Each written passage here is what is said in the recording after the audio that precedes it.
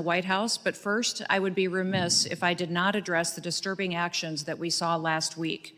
There were members of this very committee that took part in an action at Delaney Hall on May 9th that need to be addressed.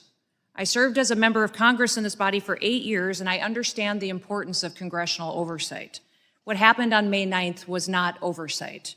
It was a political stunt that put the safety of our law enforcement officers, our agents, our staff, and our detainees at risk. Here are the facts. As a vehicle approached the security gate at Delaney Hall Detention Center, a mob of protesters, including 3 members of Congress, stormed the gate and they trespassed into the detention facility.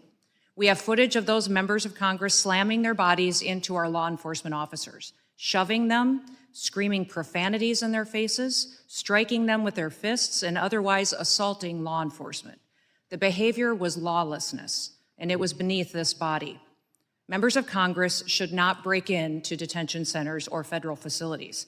Had these members requested a tour, we certainly would have facilitated a tour. As a body knows, there are proper protocols and there are procedures that must be abided by. These congressional members and staff visit our facilities all of the time, and these members could follow the policies that have been in place, and they would have been followed. We would have facilitated a tour of this important facility.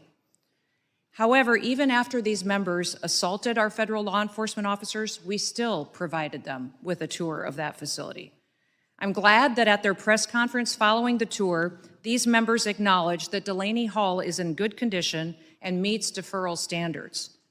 Charges made by these politicians that Delaney does not have the proper permitting is false. We have valid permits and inspections for plumbing and electricity and fire codes that have been cleared. Lastly, I'd like to remind Americans and everyone in this body who is detained in this detention facility are murderers, rapists, known terrorists, MS-13 gang members, drug traffickers, and other heinous actors.